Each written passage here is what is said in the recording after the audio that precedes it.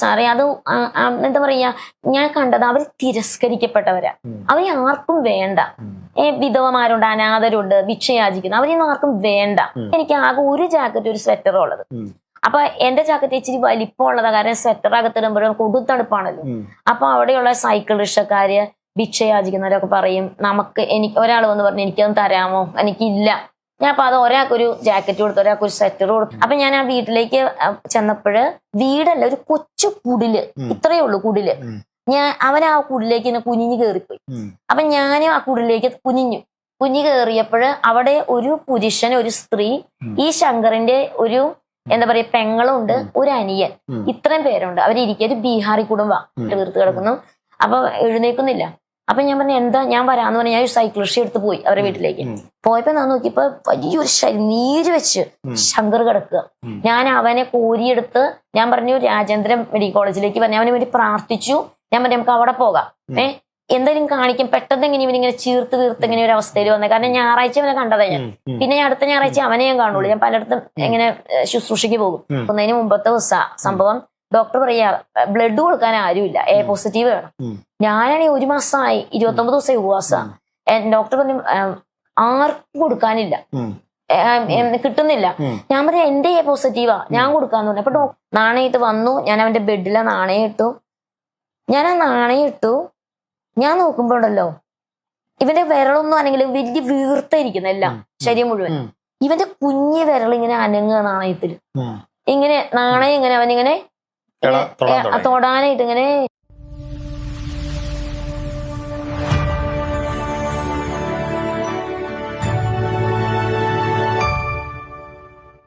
അപ്പം all night prayer അവര് നടത്തും. എന്നിട്ട് അവരെന്നോട് പറയും പ്രസംഗിക്കാൻ വരാൻ.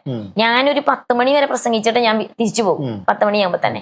അപ്പൊ അങ്ങനെ അനേക ചേരികള് ക്രിസ്തുവിനെ സ്വീകരിക്കണം. പിന്നെ വെളുപ്പിന് 5 മണിക്ക് ഞാൻ എഴുന്നേക്കും. വെളുപ്പിന് 5 മണിക്ക് എഴുന്നേറ്റിട്ട് 5 മണിയാകുമ്പോഴ് എന്താ പറയാ, അവിടെയൊക്കെ എന്ന് പറഞ്ഞാൽ ഊർത്തിന്റെ 5 മണിയാകുമ്പോഴത്തേക്ക് നല്ല വെളിച്ചമാ. ഈ സമ്മറില്, വേനൽക്കാലം എന്ന് പറഞ്ഞിട്ടുണ്ടെങ്കിൽ സൂര്യൻ പ്രകാശിച്ച ഇരുട്ടില്ല. പിന്നെ 8 മണിയാകുമ്പോഴേ സൂര്യൻ അസ്തമിക്കുള്ളൂ വൈകിട്ട്. അപ്പം 5 മണിയാകുമ്പോഴത്തേക്ക് എന്റെ ബൈബിൾ സ്റ്റഡി തുടങ്ങും. 5 മണിക്ക് ന്യൂസ് പേപ്പർ ഇടാൻ പോകുന്നവര്, പിന്നെ വേറെ ജോലിക്കാരെല്ലാം എൻ്റെ അടുത്ത് വരും ബൈബിൾ സ്റ്റഡിക്ക്. അപ്പൊ എനിക്കൊരു ഗിറ്റാറുണ്ട്. ആ ഗിറ്റാറിൽ കുറച്ച് കോഡൊക്കെ അറിയുമെങ്കിലും ഞാൻ ആ കോഡിൽ ഇങ്ങനെ പാട്ട് പാടും. അപ്പൊ അന്നൊന്നും ഈ ഗിറ്റാർ അധികാരം വായിക്കില്ല. അപ്പം ഒത്തിരി സിഖുകാരെല്ലാം ഈ പാട്ട് കേൾക്കാൻ വരും. അങ്ങനെ ഈ പാട്ട് കേൾക്കാനും ബൈബിള് പഠിക്കാനും ഒക്കെ ആയിട്ട്, ബൈബിള് പഠിക്കാന്ന് പറഞ്ഞിട്ടുണ്ടെങ്കിൽ ഇംഗ്ലീഷ് ബൈബിൾ, അപ്പൊ ഇംഗ്ലീഷ് സ്റ്റഡി അല്ലേ, ഇംഗ്ലീഷ് ബൈബിൾ സ്റ്റഡി അല്ലേ എന്ന് പറഞ്ഞിട്ടുണ്ടെങ്കിൽ ബൈബിൾ സ്റ്റഡി അല്ലേ, ഇംഗ്ലീഷ് പഠിപ്പിക്കുകയാണ്. അപ്പം എല്ലാ വീടുകളിലും ഞാൻ പോയിട്ട് 10ാം ക്ലാസ്, +2, കോളേജ് സ്റ്റുഡൻസ് എല്ലാവരെയും കളക്ട് ചെയ്യും. ആർക്കൊക്കെ ഇംഗ്ലീഷ് പഠിക്കണോ അവർക്കെല്ലാം വരാം. വൈകിട്ട് ഒരു സെക്ഷനുണ്ട്, മോർണിംഗ് സെക്ഷനുണ്ട്. മോർണിംഗ് വരേണ്ടവർക്ക് മോർണിംഗ്, വൈകിട്ട് വരെ വൈകിട്ട്. അങ്ങനെ ആ സെക്ഷനിലേക്ക് എല്ലാം ആൾക്കാർ വരാൻ തുടങ്ങി. ബൈബിള്, അപ്പം ഈ ബൈബിള് വായിക്കുമ്പോൾ എല്ലാവർക്കും ഭയങ്കര സംശയം, ഇത് എന്താ, ജീവനുള്ള വചനമല്ലേ. അപ്പൊ ഈ വചനം ഓരോരുത്തർ ഹൃദയത്തിലെ ആഴത്തിലേക്ക് കയറാൻ തുടങ്ങി ഈ വചനം. അപ്പൊ അവരെന്നോട് പറഞ്ഞു ഇതെന്താ ഈ സ്നാനം എന്ന് പറഞ്ഞാൽ, ഈ റിപ്പന്റൻസ് എന്ന് പറഞ്ഞാൽ എന്താ, മാനസാന്തരം. അപ്പൊ അവർക്കറിയില്ല. അപ്പൊ ഞാൻ പറഞ്ഞു നമ്മുടെ ചിന്താഗതി, നമ്മളിപ്പൊ ചിന്തിക്കുന്ന ചിന്താഗതി മാറ്റി ഒരു യു ടേൺ എടുക്കുക. നമ്മുടെ നമ്മൾ പോകുന്ന വഴി മാറി കർത്താവിന്റെ നേരെയുള്ള വഴി പോകുക. ഇങ്ങനെ പല കാര്യങ്ങളും അവർ, അങ്ങനെ ഒത്തിരി ചെറുപ്പക്കാർ, ഒത്തിരി പേര് കർത്താവ് യേശു ക്രിസ്തുവിനെ എല്ലാ തുറകളിലും പെട്ട ആളുകളെ നമ്മൾ സ്വാധീനിക്കുക. എല്ലാ തുറകളിലും ഏറ്റവും കൂടുതലും ഈ പറയുന്ന ചേരികളിൽ പാർക്കുന്നവരും ഭിക്ഷ എടുക്കുന്നവരും അങ്ങനെയുള്ളവരാണ് കൂടുതലും. അതേ കാരണം എന്താന്ന് പറഞ്ഞാൽ സാറേ, അത് എന്താ പറയാ, ഞാൻ കണ്ടത് അവർ തിരസ്കരിക്കപ്പെട്ടവരാ. അവരെ ആർക്കും വേണ്ട. വിധവമാരുണ്ട്, അനാഥരുണ്ട്, ഭിക്ഷയാചിക്കുന്നു, അവരെയൊന്നും ആർക്കും വേണ്ട. പിന്നെ തീർത്തും പണമില്ലാത്ത ചിലവര്, ഭക്ഷണം ഇല്ലാത്തവര്. അപ്പൊ ഞാൻ ഒരു ദിവസം ഇങ്ങനെ എന്താ പറയാ, കൊടും തണുപ്പിന്റെ സമയം, ഇങ്ങനെ എന്താ പറയാ, ഈ ഒരു ഇംഗ്ലീഷ് സ്റ്റഡിയുടെ ഇത് കഴിഞ്ഞു, ബൈബിൾ ഇതിന്റെ പഞ്ചാബിലും അന്ന് പഞ്ചാബിലാ. അപ്പൊ ആ സമയത്ത് പഞ്ചാബില് ഭയങ്കര കൊടും തണുപ്പിന്റെ സമയം. അപ്പൊ ഈ കൊടും തണുപ്പിന്റെ സമയത്ത് എന്നിട്ട് എനിക്ക് പോലും കിൽറ്റില്ല, റജായി. കാരണം എനിക്കൊന്നുണ്ടെങ്കിൽ നമ്മുടെ കൂടെ വരുന്നവര് പറയും, ചേരിയിലുള്ളവര് ദീദി ഞങ്ങൾക്കില്ല. അപ്പൊ ഞാൻ അത് കൊടുക്കും. പിന്നെ എന്റെ കയ്യിലില്ല വാങ്ങാനായിട്ട്. പിന്നെ ഒരു കമ്പിളി ഉള്ളത്, ആ കമ്പിളി അവര് പറയും ഞങ്ങൾക്ക് അതില്ല, അവര് തണുത്ത് വിറച്ചോ ഇരിക്കുന്നത്, കാരണം എല്ലാം ഭിക്ഷയാചിക്കുന്നവരെ. അപ്പൊ ഞാൻ പറയും അതെടുത്തോ എന്ന് പറയും, അത് അവര് കൊണ്ടുപോകും. പിന്നെ അവർക്ക് അങ്ങനെ ഒരു ചിന്താഗതി ഇല്ല. സിംഗിൾ ഇല്ല, കുടുംബസ്ഥയല്ല. അപ്പൊ ഞാൻ പറയാം അവര് കൊണ്ടുപോകാം. പിന്നെ എനിക്ക് ആകെ ഒരു ജാക്കറ്റ് ഒരു സ്വെറ്ററും ഉള്ളത്. അപ്പൊ എന്റെ ജാക്കറ്റ് ഇച്ചിരി വലിപ്പമുള്ളതാ, കാരണം സ്വെറ്റർ അകത്തിടുമ്പോഴും കൊടുത്തണുപ്പാണല്ലോ. അപ്പൊ അവിടെയുള്ള സൈക്കിൾ റിക്ഷക്കാര്, ഭിക്ഷയാചിക്കുന്നവരൊക്കെ പറയും എനിക്ക് ഒരാൾ വന്ന് പറഞ്ഞു എനിക്കൊന്ന് തരാമോ, എനിക്കില്ല. ഞാൻ അപ്പൊ അത് ഒരാൾക്കൊരു ജാക്കറ്റ് കൊടുത്തു, ഒരാൾക്കൊരു സ്വെറ്റർ കൊടുത്തു. ഇങ്ങനെ ഞാൻ ഈ തൊടും തണുപ്പിന്റെ മധ്യത്തിൽ ഇങ്ങനെ പോവുക സുവിശേഷം അറിയിച്ച്. അപ്പോഴും ഞാൻ കാണുന്നു ഒരു എന്താ പറയാ, എനിക്ക് എന്റെ കയ്യിൽ 50 രൂപയുണ്ട്. 50 രൂപയും ഒരു 10 രൂപയും. അപ്പൊ 10 രൂപ മതി എനിക്ക് സൈക്കിൾ റിക്ഷയിൽ പോകാനായിട്ട് എന്റെ വീട്ടിലെത്താൻ. അപ്പൊ ഞാന് സൈക്കിൾ റിക്ഷ നോക്കുമ്പോ നല്ല ചെറുപ്പക്കാരൊക്കെ നല്ല ഇതില് സൈക്കിൾ റിക്ഷ ഓടിച്ചു പോകുന്നു. ഞാൻ നോക്കുമ്പോ വിറച്ചോണ്ട് ഒരു മനുഷ്യൻ, പ്രായം ചെന്ന ഒരു മനുഷ്യൻ ഇങ്ങനെ വിറച്ചോണ്ട് ഓടിക്കുക. അയാളുടെ ഒരു ഹാഫ് ഷർട്ട് ഇട്ടേക്കുന്ന കൊടും തണുപ്പ് -ഡിഗ്രിയില് ഒരു ഹാഫ് ഷർട്ടും ഒരു ചെറിയ പാന്റും ഇട്ട് അയാൾ ഇങ്ങനെ വിറച്ച് സൈക്കിളേക്ക് ഓടിക്കാൻ പറ്റുന്നില്ല. ഞാൻ അയാള് കൈ കാണിച്ച് നിർത്തി, മറ്റുള്ള ആരെയും കൈ കാണിച്ചില്ല. ഞാൻ പറഞ്ഞു എനിക്ക് ഇന്ന സ്ഥലത്ത് പോകണമെന്ന് പറഞ്ഞു. അയാൾ പറഞ്ഞു ഇരിക്കാൻ പറഞ്ഞു. ഇയാള് വിറച്ച് സൈക്കിൾ റിക്ഷയായിട്ട് ഓടിച്ചോണ്ട് പോയി അവിടെ ഞാൻ എന്റെ വീട്ടിൽ കൊണ്ടിറക്കി. അപ്പൊ എനിക്ക് ആകെ എന്താ പറയാ ബ്ലാക്ക് ടീ കൊടുക്കാനുള്ളൂ. ഞാൻ പറഞ്ഞു എന്റെ വീട്ടിലേക്ക് വരാമോ, അവിടെ ഇരിക്കാമോ, ഞാൻ ഒരു ടീ ഉണ്ടാക്കട്ടെ എന്ന് വെച്ചപ്പോ ഇരിക്കാന്ന് പറഞ്ഞു. അപ്പൊ എന്റെ കയ്യിൽ ആകെ 50 രൂപയുണ്ട്. 50 രൂപയും ഈ 10 രൂപയും ഞാൻ കൊടുത്തു. ചോദിച്ചു എവിടെയാ താമസം ഞാൻ അറിഞ്ഞു. ഞാൻ പറഞ്ഞു ഞാൻ വരാം. ഭാര്യയുണ്ട്, ഒരു മകനുണ്ട്, മകൻ ഭ്രാന്തന, ഒരു മകളുണ്ട്. അപ്പൊ താമസിക്കുന്നിടന്ന് പറഞ്ഞാൽ ഒരു ഗുരുദ്വാരയുടെ ആർക്കും വേണ്ടാത്ത ഒരു ഇടമുണ്ട്, അവിടെയാണ് അവര് താമസിക്കുന്ന ഒരു കുടില് പോലെ. ഞാൻ പറഞ്ഞു നാളെ അവിടെ ഞാൻ വരും. ഞാൻ പറഞ്ഞു ഇതും കൊണ്ട് പൊക്കോളാൻ പറഞ്ഞു. ചായയും കൊടുത്തു. അപ്പൊ ആ പുള്ളി ഒത്തിരി നന്ദി പറഞ്ഞു. കാരണം അനേക ദിവസം ഭക്ഷണം കഴിച്ചിട്ട് -ഡിഗ്രിയാ. ഞാൻ അവിടെ ചെന്നപ്പോ അവര് പഞ്ചാബികളല്ല, വേറെ സ്ഥലത്തു നിന്ന് പാർക്കുന്നവരാ. പലരും ഉണ്ട്, ബീഹാറികൾ, UP-കാർ, അങ്ങനെ പല സ്ഥലത്തു നിന്ന് പാർക്കുന്നവരുണ്ട്. അപ്പൊ അവരോട് ഞാൻ സുവിശേഷം പറയും മാത്രമല്ല എനിക്കുള്ള ഭക്ഷണം ഞാൻ അവർക്ക് കൊടുക്കാൻ തുടങ്ങി. ഞാൻ ഓർത്ത് എനിക്ക് വിറയ്ക്കുന്നൊന്നുമില്ല, കാരണം ഞാന് തണുത്ത വെള്ളത്തിൽ -ഡിഗ്രിയിലും തണുത്ത വെള്ളത്തിൽ കൂടി അന്ന് നമ്മുടെ യൗവന പ്രായത്തിൽ നമുക്ക് നോ പ്രോബ്ലം, നമ്മൾ കുളിച്ചാലും നമുക്ക് കുഴപ്പമൊന്നുമില്ല, അങ്ങനെ ഒരു സാഹചര്യം. ഞാൻ നേരെ എന്റെ ഭക്ഷണം എല്ലാം അവിടെ കൊടുക്കാൻ തുടങ്ങി. ഞാൻ അപ്പൊ അവർക്ക് എന്നോട് ഭയങ്കര ഇഷ്ടം. അങ്ങനെ അവര് യേശുവിനെ കുറിച്ച് കേൾക്കാനും അവരെല്ലാം രക്ഷിക്കപ്പെട്ട് യേശു ക്രിസ്തുവിനെ സ്വന്തം രക്ഷകർത്തെ സ്വീകരിച്ച് സ്നാനം എന്നൊക്കെ പറഞ്ഞാൽ ദൈവദാസന്മാരെ വിളിക്കുന്ന ആ കാലത്ത് ചെയ്തു. അങ്ങനെ മുന്നോട്ട് ഞാനിങ്ങനെ പോയിക്കൊണ്ടിരിക്കുമ്പോഴാണ് ആ സമയത്ത് പിന്നെ ഞാനിങ്ങനെ റോട്ടിൽ കൂടെ നടന്നുകൊണ്ട് പോകുക. ആ കാലഘട്ടം അവസാനിക്കുന്ന സമയം, എന്റെ കാലഘട്ടം അവസാനിക്കുന്ന സമയത്ത് ഞാനിങ്ങനെ റോട്ടിൽ കൂടെ പോകുമ്പോൾ ഞാൻ എല്ലാ ദിവസവും 400 ബൈബിൾ കൊടുക്കും. കാരണം എനിക്ക് ഒരു അവസരമാണ്, കാരണം നമുക്ക് അനേകരോട് സുവിശേഷം പറയാം. അപ്പൊ 2 ബാഗിൽ 200 ന്യൂ ടെസ്റ്റമെന്റ് അത്. അപ്പൊ വലിയ ട്രക്കിൽ ഗിഡയൻസിന്റെ ട്രക്കുകൾ വരും. ഞാനത് അൺലോഡ് ചെയ്ത് ഇതെന്റെ പരിപാടിയല്ല. അപ്പൊ അങ്ങനെ എന്താ പറയാ 400 ബൈബിൾ ഇത് അങ്ങനെ കൊടുക്കാറുണ്ട്. അപ്പൊ ഓരോ ബൈബിൾ എല്ലാവരും അത് തീർന്നില്ല, വീട്ടിൽ പോകില്ല. അങ്ങനെ പലപ്പോഴും കൊടുത്ത് പല സമയത്തും അതിൻ്റെതായ ചില പ്രതികൂലങ്ങളിലൊക്കെ വന്നെങ്കിലും നമ്മളെ ബൈബിൾ കൊടുത്ത് അങ്ങനെ പോരുന്ന സമയത്ത് ഒരു ദിവസം എന്റെ ബൈബിളൊക്കെ തീർന്നു. എന്റെ കയ്യിൽ 1-2 ട്രാക്റ്റും കണ്ടിയുള്ളൂ. പിന്നെ ബാക്കി ബൈബിളിന്റെ എല്ലാം തീർന്നു കഴിഞ്ഞു. അപ്പം ഞാൻ നോക്കുമ്പോൾ ഒരു കൊച്ചു പയ്യൻ, ഇത്ര ഉയരമുണ്ട്, കൊച്ചു പയ്യൻ നടന്നു പോകുക. അപ്പൊ എന്റെ വീടിന്റെ സ്ഥലമല്ല, ഞാൻ ഇത് തീർക്കാതെ വീട്ടിൽ തിരിച്ചു പോകില്ലല്ലോ. അപ്പൊ ഞാൻ ആ മോനോട് ചോദിച്ചു, മോന്റെ പേരെന്താ പറഞ്ഞ? ശങ്കർ എന്ന പേര്. അപ്പൊ ഞാൻ പറഞ്ഞു അച്ഛൻ, ഞാൻ പറഞ്ഞു മോൻ ഇത് വായിക്കണം. അപ്പൊ എനിക്ക് വായിക്കാൻ അറിയില്ല. ഞാൻ പറഞ്ഞു എന്നാ മോന്റെ വീട്ടിലേക്ക് ഞാൻ വരാം, വീട്ടിൽ തരാം വായിക്കാൻ. അപ്പൊ അവൻ പറഞ്ഞു വീട് ഇവിടെ അടുത്താന്ന് പറഞ്ഞു. ഞാൻ പറഞ്ഞു ഓക്കെ. അപ്പൊ ഞാൻ ആ വീട്ടിലേക്ക് ചെന്നപ്പോഴ് വീടല്ല, ഒരു കൊച്ചു കുടില്, ഇത്രയേ ഉള്ളൂ കുടില്. അവൻ ആ കുടിലേക്ക് ഇങ്ങനെ കുനിഞ്ഞു കയറിപ്പോയി. അപ്പൊ ഞാനും ആ കുടിലേക്ക് കുഞ്ഞു കയറിയപ്പോഴ് അവിടെ ഒരു പുരുഷൻ, ഒരു സ്ത്രീ, ഈ ശങ്കറിന്റെ ഒരു എന്താ പറയാ പെങ്ങളുണ്ട്, ഒരു അനിയൻ, ഇത്രയും പേരുണ്ട്. അവരിയ്ക്കുക, ഒരു ബീഹാറി കുടുംബം. ഞാൻ അപ്പൊ പറഞ്ഞു ഇത് വായിക്കാൻ തരാൻ വന്നതാ, ശങ്കറിനെ വായിക്കാറില്ല. അവരും ഞങ്ങൾക്ക് ആർക്കും അറിയില്ല വായിക്കാൻ. അവർ ഞങ്ങളുടെ വീട്ടിൽ ഭക്ഷണമില്ല, ഒന്നുമില്ല, ബീഹാറിൽ നിന്ന് വന്നതാ. ഞാൻ പറഞ്ഞു നോക്കി യേശുവിന്. അപ്പൊ എനിക്ക് ചർച്ച ഉണ്ട്, 100-300 പേര് വരുന്ന ചർച്ച എന്റെ. ഞാൻ പറഞ്ഞു ഇന്ന സ്ഥലത്ത് എന്റെ, ഞാനിങ്ങനെ ചർച്ച എന്ന് പറഞ്ഞിട്ടുണ്ടെങ്കിൽ മുറ്റത്തെ ചർച്ച, അല്ലാതെ ചർച്ച ഒന്നുമില്ല, മുറ്റത്തെ ആളുകളുണ്ട്, അല്ലാതെ എന്താ പറയാ ബിൽഡിംഗ് ഇല്ല. ഞാൻ താമസിക്കുന്ന ഒരു വീട്, ഒരു മുറി, ആ മുറിയുടെ മുറ്റമാണ് നിറഞ്ഞ ആൾക്കാരാ. അപ്പം 10-80 പേര് അതിനകത്ത് സ്നാനപ്പെട്ട് കഴിഞ്ഞു. ബാക്കിയൊക്കെ ഒത്തിരി പേര് ഇങ്ങനെ വന്നോണ്ടിരിക്കുക. അപ്പം ഞാൻ പറഞ്ഞു അവിടെ നിങ്ങൾ വരണം, കാരണം അവിടെ ഞാൻ യേശുവിനെ കുറിച്ച് എല്ലാ ഞായറാഴ്ചയും നിങ്ങൾക്ക് സ്വാതന്ത്ര്യം അവിടെ വന്നിരിക്കാം, നമുക്ക് ഒരു ദിവസം വേണം മുഴുവനും കേൾക്കാം. മറ്റു ദിവസമൊക്കെ ഞാൻ ഇങ്ങനെ പോകുമല്ലോ.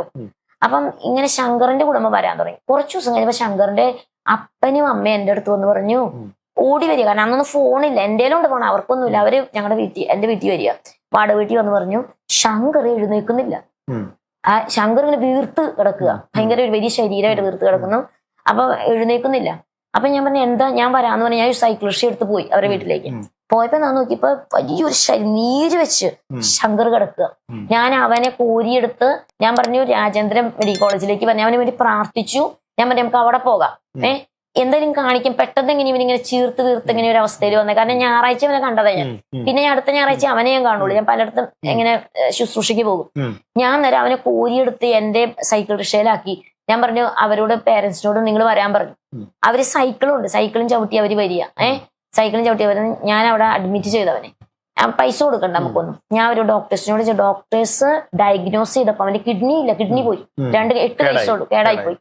അവര് പറഞ്ഞു ഇവന്റെ കിഡ്നി ട്രാൻസ്പ്ലാന്റ് ചെയ്യാതെ ഒരു കാര്യം നടക്കില്ല, എന്ത് ചെയ്യണം? അവര് പറഞ്ഞു ഇവിടെ അഡ്മിറ്റ് ആക്കിക്കോ. അങ്ങനെ 1 മാസം ഞാൻ അവിടെ എന്താ പറയാ ഉപവാസത്തോടെ ഞാൻ പറഞ്ഞ കർത്താവ് ഞാൻ എന്ത് ചെയ്യും?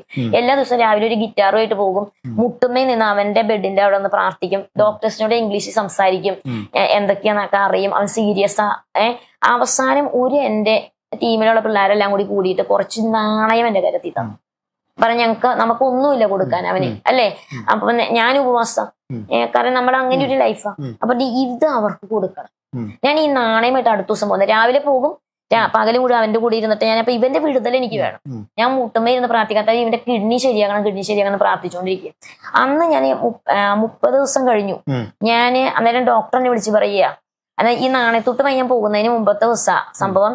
ഡോക്ടർ പറയാ ബ്ലഡ് കൊടുക്കാൻ ആരുമില്ല, എ പോസിറ്റീവ് വേണം.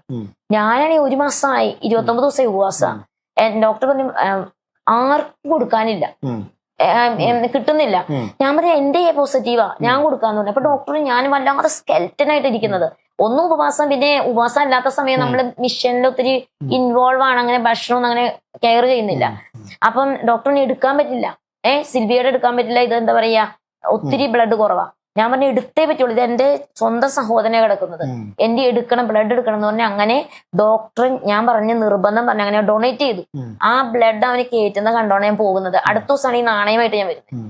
നാണയമായിട്ട് വന്നു, ഞാൻ അവന്റെ ബെഡിലെ നാണയം ഇട്ടു. ഞാൻ ആ നാണയം ഇട്ടു. ഞാൻ നോക്കുമ്പോ ഉണ്ടല്ലോ ഇവന്റെ വിരളൊന്നും ആണെങ്കിൽ വലിയ വീർത്തായിരിക്കുന്ന എല്ലാം ശരീരം മുഴുവൻ. ഇവന്റെ കുഞ്ഞു വിരൾ ഇങ്ങനെ അനങ്ങുക നാണയത്തിൽ, ഇങ്ങനെ നാണയം ഇങ്ങനെ അവനിങ്ങനെ തൊടാനായിട്ട് ഇങ്ങനെ. ഞാൻ അന്നേരം അത്ഭുതപ്പെട്ടു. ഞാൻ ഡോക്ടറോട് ശങ്കറിന്റെ വിരൾ അനങ്ങുന്നു. ഞാൻ പറഞ്ഞേ അവന് നാണയത്തിൽ ഇങ്ങനെ കളിക്കാനുള്ള ശ്രമം, 8 വയസ്സല്ലേ ഉള്ളൂ. അപ്പം ഡോക്ടർ വന്ന് നോക്കി. ഡോക്ടറിന് അത് ഭയങ്കര അത്ഭുതമാണല്ലോ, കാരണം ഇവന്റെ മൊത്തം നീര് വെച്ചിരിക്കുക, വല്ലാതെ വീർപ്പ് മുട്ടിയ പോലെ ഇരിക്കുന്ന, ഒരു ശരീരം മുഴുവൻ അവനെ അനങ്ങില്ല, അങ്ങനെ കിടക്കുക. അത് കഴിഞ്ഞ് അടുത്ത ദിവസം വന്നപ്പോഴത്തേക്കും ഇവന് മാറ്റം. പിന്നത്തെ ദിവസം ഇവന് എഴുന്നേറ്റ് ഇരിക്കുക. ഡോക്ടറിനെ വിളിച്ചിട്ട് പറഞ്ഞ് അവന്റെ ശരീരം ചുരുങ്ങിപ്പോയി, സാധാരണ നോർമൽ ശങ്കർ. ഡോക്ടറിനെ വിളിച്ചിട്ട് പറഞ്ഞേ നിങ്ങൾ സേവിക്കുന്ന ദൈവം ഉണ്ടല്ലോ, ഇന്ന് മുട്ടൂത്തിയോടെ ഇന്ന് പ്രാർത്ഥിക്കുന്നേ, ആ ദൈവം ശങ്കറിനെ സൗഖ്യമാക്കി. ഞാൻ പറഞ്ഞ യേശുവാ. അവിടെയുള്ള മൊത്തം ഡോക്ടേഴ്സിനെ വിളിച്ച് ഞാൻ യേശുവിനെ കുറിച്ച് പറയാടോ. ആ ശങ്കർ അവിടെ പോയത് ദൈവത്തിന്റെ പദ്ധതിയായിരുന്നു. ആ രാജേന്ദ്ര ഗവൺമെന്റ് ഹോസ്പിറ്റലില് യേശു ക്രിസ്തുവിനെ അറിയാനായിട്ട് ഒരു കൂട്ടം ഡോക്ടേഴ്സ്, യേശുവിനെ അറിയാത്തവര് ഒത്തിരി പേര് യേശുവിനെ അറിയാനായിട്ട്. ആ സമയത്താണ് ഞാൻ വേറൊരു സ്ഥലത്ത് ഇങ്ങനെ പോകുക. അമോൻ സൗഖ്യമായി, പ്രശ്നം പരിഹരിച്ച് അവരെ ഞാൻ സ്കൂളിൽ വിട്ടു. ഗവൺമെന്റ് നീരെല്ലാം മാറി അവര് നല്ല ആക്റ്റീവ് നോർമലായി. അവനിപ്പോ യൗവനക്കാരനാ, നല്ലൊരു യൗവനക്കാരനായി. അപ്പൊ അവൻ സ്കൂളിൽ ആ സമയത്ത് പോയി ഒരു ചായക്കടയിൽ അവൻ ചായ കൊടുക്കുന്ന ജോലിക്ക് നിന്നു. അവൻ ചായക്കടയില് ആ സമയത്ത് അതേ ഒരു ഏരിയയില്, വേറൊരു ഏരിയയില് UP-ക്കാര്, ഇത് ബീഹാറാ, UP-ക്കാര് ഞാനിങ്ങനെ വീട്ടിലിരുന്ന് പ്രാർത്ഥിക്കുന്ന ഒരു സമയം. കാരണം എല്ലാ തിങ്കളാഴ്ചയും ഞാൻ വീട്ടിലിരുന്ന് അല്പ സമയം പ്രാർത്ഥിക്കും, അല്ലെ മൊത്തം ഞാൻ ഫ്രീ ഇതായിരിക്കും. ഉപവസിച്ച് ഇങ്ങനെ പ്രാർത്ഥിച്ചുകൊണ്ടിരിക്കുന്ന സമയത്ത് ഒരു ബ്രദർ ഞങ്ങളുടെ വീട്ടിൽ കയറി വരിക, ഒരു സഹോദരൻ. ഞാൻ അറിയാത്ത ഒരു വ്യക്തിയാ. ആ വ്യക്തി കയറി വന്നപ്പോ പറഞ്ഞു ഞാൻ സിസ്റ്ററെ കുറിച്ച് കേട്ടു, ഇവിടെ ഇങ്ങനെ ഒരു സിസ്റ്റർ ഇങ്ങനെ സോണിയ എന്ന് പറഞ്ഞിങ്ങനെ, സോണിയ ദീദി എന്ന് ഞാൻ അറിയപ്പെടുന്ന അവിടെ, സോണിയ ദീദി ഇങ്ങനെ വരാറുണ്ട്, യേശുവിനെ കുറിച്ച് പറയാറുണ്ട്, ഇങ്ങനെ സൗഖ്യമാകാറുണ്ട്. പറഞ്ഞു ഞാൻ UP-ന്നാ വരുന്നത്, ഞാൻ യേശുവിനെ വിശ്വസിക്കുന്ന ഒരു വ്യക്തിയാണ്. പക്ഷേ എന്റെ പെങ്ങള് കുടുംബം ഇവിടെയുണ്ട്, അവര് യേശുവിനെ അറിയുന്നില്ല. എന്നാൽ എന്റെ പെങ്ങള് ബ്രസ്റ്റ് ക്യാൻസർ ഒത്തിരി സീരിയസ് ആയി, നാളെ ഓപ്പറേഷനാ. എന്നോട് പറഞ്ഞു ആ വീട്ടിലേക്കൊന്ന് വരണം. പക്ഷെ എന്നോട് ദൈവം പറഞ്ഞു നീ പോകണ്ട, നീ ഇവിടെ നിന്ന് പ്രാർത്ഥിക്കാൻ പറഞ്ഞു. ഞാൻ പറഞ്ഞ സഹോദരൻ അവിടെ മുട്ടുമടക്കുക, ഞാനിവിടെ മുട്ടുമടക്കാം, നമുക്ക് പെങ്ങൾക്ക് വേണ്ടി പ്രാർത്ഥിക്കാം, നാളെ ഞാൻ വരാന്ന് പറഞ്ഞു. ഞാൻ അങ്ങനെ ആ സഹോദരൻ അവിടെ ഇരുന്നു, ഞാനിവിടെ ഇരുന്നു മുട്ടുമടക്കി ഞാൻ പ്രാർത്ഥിച്ചു. കർത്താവേ യേശു ക്രിസ്തുവിന്റെ രക്തത്തിൽ പൊതിഞ്ഞ് ഞാൻ പറഞ്ഞ ആ സഹോദരി യേശു ക്രിസ്തുവിന്റെ നാമത്തിൽ സൗഖ്യമാകട്ടെ. ഞാൻ കാണാത്ത സഹോദരി. ആ സഹോദരൻ പോയി, പ്രാർത്ഥന കഴിഞ്ഞ് പോയി. അടുത്ത ദിവസം വലിയൊരു ആഹ്ലാദത്തോടെ ആ കുടുംബം അങ്ങോട്ട് വരിക ഞങ്ങളുടെ വീട്ടിലേക്ക്. അവര് ഹോസ്പിറ്റലിൽ ചെന്ന് ഓപ്പറേഷൻ, ഡോക്ടറിന് അവർക്ക് ക്യാൻസർ ഇല്ല, അവര് പൂർണ്ണ സൗഖ്യമായി. ഇങ്ങനെ അതൊരു അത്ഭുതം. അവര് മുഴുവൻ യേശുക്രിസ്തു സ്വന്തം രക്ഷകർത്താവ് ആ വീട്ടിൽ സഭ ആരംഭിച്ചു, യേശുക്രിസ്തു സഭ. ആ വീട്ടിലെ മൂത്ത മോള് സുവിശേഷവനെ സമർപ്പിച്ചു. അവളെ കല്യാണം കഴിച്ച ഭർത്താവ് പാസ്റ്ററായി. അങ്ങനെ അവിടെ ഒരു സഭ എസ്റ്റാബ്ലിഷ് ആയി. പിന്നെയുള്ള മക്കളൊക്കെ അങ്ങനെ സുവിശേഷത്തിന് വ്യാപ്തിക്കേണ്ടി അങ്ങനെ എന്താ പറയാ ആ ഒരു സമയം എന്ന് പറഞ്ഞാൽ പിന്നെ ആ സമയത്താണ് ഒരു ദിവസം ഞാനിങ്ങനെ എഴുതിക്കൊണ്ടിരിക്കുക ഈ എന്താ പറയാ, ഞാൻ എല്ലായിടത്തും സുവിശേഷം പറയും, എല്ലാവരോടും സുവിശേഷം പറയും. ആരെ കണ്ടാലും ഞാനിങ്ങനെ സുവിശേഷം, കാരണം എനിക്ക് ഹിന്ദി അറിയാലോ, അപ്പൊ സുവിശേഷം പറയും. അങ്ങനെ സുവിശേഷം പറഞ്ഞുകൊണ്ടിരിക്കുന്ന സമയത്താണ് ഞാൻ പറഞ്ഞാലേ ഒരു ദിവസം ഇങ്ങനെ ഇരിക്കുമല്ലോ, അങ്ങനെ ഇരിക്കുന്ന സമയത്ത് 2 ചെറുപ്പക്കാർ അടുത്ത ദിവസം, ഞാൻ ഇരുന്ന ദിവസമല്ല അതിന്റെ അടുത്ത ദിവസം ഒരു ഭാര്യയും ഭർത്താവും ഒരു കൈക്കുഞ്ഞായിട്ട് വരിക. അപ്പൊ ഞാൻ ചോദിച്ചു എന്താ വന്നപ്പോ, ദീദിക്ക് ഞങ്ങൾ അറിയില്ലേ, എന്നെ നോക്കിയിട്ട് സിസ്റ്ററിനെ ഞങ്ങളെ അറിയില്ലേ എന്ന് ചോദിക്കുക. ദീദിയെ ചേച്ചി അറിയില്ലേ? അപ്പൊ ഞാൻ പറഞ്ഞു ഇല്ല. അപ്പൊ ഇന്നലെയല്ലേ ഞങ്ങളോട് വർത്താനം. ഞാൻ പറഞ്ഞു ഓർക്കുന്നില്ല. അപ്പൊ പറഞ്ഞു ഇല്ല ഞാൻ വർത്താനം പറഞ്ഞു. അപ്പൊ പറയാ, അപ്പൊ ഒരു അഡ്രസ്സ് അവർ എഴുതി എന്റെ കാര്യത്തിൽ വലിയ അക്ഷരത്തില് എന്റെ ഹാൻഡ് റൈറ്റിംഗ്, എന്റെ മലയാളം ഹാൻഡ് റൈറ്റിംഗും ഹിന്ദി ഇംഗ്ലീഷും ഒക്കെ എങ്ങനെയാ, ആ ഹാൻഡ് റൈറ്റിംഗില് ഹിന്ദിയിൽ എഴുതിയ അഡ്രസ്സ് സിൽവിയ ജോൺ, എന്റെ എന്താ പറയാ അഡ്രസ്സ്, ആ വീടിന്റെ അഡ്രസ്സ് എഴുതിയിട്ട് പറയാ, സിസ്റ്ററാ വന്നിട്ട് ഞങ്ങൾക്ക് ഈ അഡ്രസ്സ് വന്നിട്ട് പറഞ്ഞു നാളെ ഇവിടെ വാ, ഞാൻ സുവിശേഷം പറയാം. ഞാൻ എന്നാ ആ ദിവസം പോയിട്ടില്ല, തിങ്കളാഴ്ച പോയിട്ടില്ല. അത് ജോൺപൂരിൽ നിന്നുള്ള ഒരു അനിലും ഫാമിലിയെ, ഞാൻ പോയിട്ടില്ല. ജോൺപൂരിൽ ഒന്നും സുവിശേഷം കേട്ടിട്ടില്ല, ജോൺപൂരിൽ ഒരാൾ പോലും യേശുവിനെ അറിഞ്ഞിട്ടില്ല. ആ സമയം ഇവര് വന്നിട്ട് പറയാ നീയാ വന്നേ, പക്ഷെ ഞാനല്ല പോയത്, ഞാൻ പോയിട്ടില്ല. എന്നാ ഞാൻ എന്റെ കൂടെ ടീം മെമ്പേഴ്സ് എല്ലാം അത്ഭുതപ്പെട്ടു. അവര് പറഞ്ഞു ദീദി പോയിട്ടില്ലല്ലോ, ഇതെങ്ങനെയാ അങ്ങനെ വന്നേ? ദീദിയുടെ ഹാൻഡ് റൈറ്റിംഗ് സെയിം എന്റെ ഹാൻഡ് റൈറ്റിംഗ്. ഞാൻ പറഞ്ഞു ഇവിടെ ഇരിക്കും. എനിക്ക് മനസ്സിലായി ദൈവം ദൂതനെ അയച്ച് ഇവർക്ക് അഡ്രസ്സ് എഴുതി കൊടുത്തു, എന്റെ ഹാൻഡ് റൈറ്റിംഗ്. ഇവര് വന്നിരുന്നു, അന്ന് അവർ യേശുവിനെ സ്വീകരിച്ചു. അവര് ഞങ്ങളുടെ വിശ്വാസികളായി. ജോൺപൂരിൽ ഇന്നൊരു ഉണർവിന്റെ കൊടുങ്കാറ്റ. അവര് തിരിച്ചു ജോൺപൂര് പോയി ദൈവത്തിന്റെ പ്രവൃത്തിക്ക് വേണ്ടി ഒത്തിരി കാലം വചനം പഠിച്ച് ഇന്ന് ഞാൻ ജോൺപൂര് ഇതുപോലെ ഞാൻ എന്താ പറയാ, ഇതേപോലെ എന്റെ ജീവിതത്തിൽ വേറൊരു അത്ഭുതം ഞാൻ എന്റെ മാരിഡ് ലൈഫിന് മുമ്പുള്ളത് ഒരു ഇൻസ്റ്റഗ്രാം, ഞങ്ങൾ ഇങ്ങനെ സുവിശേഷം, അന്ന് എന്റെ കൂടെ 2 മണിപ്പൂരി പിള്ളേരേ ഉള്ളൂ. മണിപ്പൂർ എന്ന് പറഞ്ഞാൽ നല്ല സൗന്ദര്യമുള്ള പിള്ളേരാ, 2 പെൺപിള്ളേര്. അപ്പൊ ഞാൻ ലീഡർ, ഇവര് 2 പേരേ ഉള്ളൂ. അപ്പൊ നമ്മള് ബുക്സുകൾ സെയിൽ ചെയ്യും. അപ്പം അന്ന് വലിയൊരു കൺവെൻഷൻ നടക്കാൻ പറ്റിയാലേ വലിയ മെത്തഡിസ്റ്റ് ചർച്ചില്. അപ്പൊ ഞങ്ങൾ പറഞ്ഞു ദൈവം നമ്മുടെ കയ്യിൽ ഒരു പൈസയില്ല കേട്ടോ, ഒന്നുമില്ല. അപ്പൊ നമുക്ക് ഈ ബുക്കൊക്കെ നമുക്ക് എന്തെങ്കിലും ഒന്ന് സെയിലാകും, നമുക്ക് എന്തെങ്കിലും എന്താ പറയാ സുവിശേഷ വേലയ്ക്ക് വേണ്ടി നമുക്ക് ഒത്തിരി ദൂരത്തും പോകാം, വല്ല സൈക്കിൾ റിക്ഷയ്ക്ക് പോലും പൈസയില്ല, അങ്ങനെ പോകാം. അപ്പൊ നമുക്ക് ബുക്ക് സെയിൽ വെക്കാം. ബുക്ക് സെയിൽ വെക്കാൻ ഭയങ്കര ജനക്കൂട്ടം വരുന്നത്. ഞങ്ങളെല്ലാം ബുക്ക് സെയിൽ വെക്കാനായിട്ട് ഇട്ടു. ഒരു ബുക്ക് പോലും ആരും എടുത്തില്ല. രാത്രി 10 മണി കഴിഞ്ഞു, എല്ലാവരും പോയി. ബുക്ക് അവിടെ വെച്ചത് എടുത്തു വെക്കണമല്ലോ. ഞങ്ങൾ അതെല്ലാം പാക്ക് ചെയ്ത്, ഒത്തിരി ബുക്സും ഉണ്ട്. ബുക്സ് എല്ലാം കൂടി ഞങ്ങള് എന്താ പറയാ മെത്തഡിസ്റ്റ് ചർച്ച് വെച്ചു. രാത്രി 11 മണിയായി. അപ്പൊ അത് എന്താ പറയാ ഒരു VIP ഏരിയ ആണെങ്കിൽ ഒത്തിരി എന്താ പറയാ ഇമ്മോറൽ ലൈഫുള്ള ഏരിയ. ആ ഏരിയ ഒത്തിരി പെർസിക്യൂട്ട് എന്താ പറയാ റേപ്പിംഗ് കേസും ഒത്തിരി പ്രശ്നമുള്ള സ്ഥലമാണ്. അപ്പൊ ഞാൻ എന്താ പറയാ നമുക്ക് കിടക്കാടമില്ല, ആ മെത്തഡിസ്റ്റ് ചർച്ചിൽ സ്ഥലമില്ല, എവിടെ സ്ഥലമില്ല, ഞങ്ങൾക്ക് ഞങ്ങളുടെ അക്കോമഡേഷനിൽ പോകണം. ഞാൻ നേരം എന്താ പറയാ 11 മണിക്ക് അവിടെ ഒരു വാച്ച്മാനും വൈഫോടെ താമസമുണ്ട്. ഞാൻ പറഞ്ഞ് ഈ ബുക്സ് ഇരിക്കട്ടെ, ഞങ്ങൾ നാളെ രാവിലെ ഒന്ന് എടുത്തോളാം, ബുക്സ് ഇരിക്കട്ടെ, ഞങ്ങൾ അവർക്ക് അറിയാം. ഞാൻ പറഞ്ഞു ഞങ്ങൾ പോകുക എന്ന് പറഞ്ഞു. പക്ഷേ ഈ പോകുന്ന വഴിക്ക് വെളിച്ചമുണ്ട്. കുറച്ച് മുന്നോട്ട് കൂരിയിട്ട് പിന്നെ നമുക്ക് ഒന്നും ഇവിടെ കാണില്ല.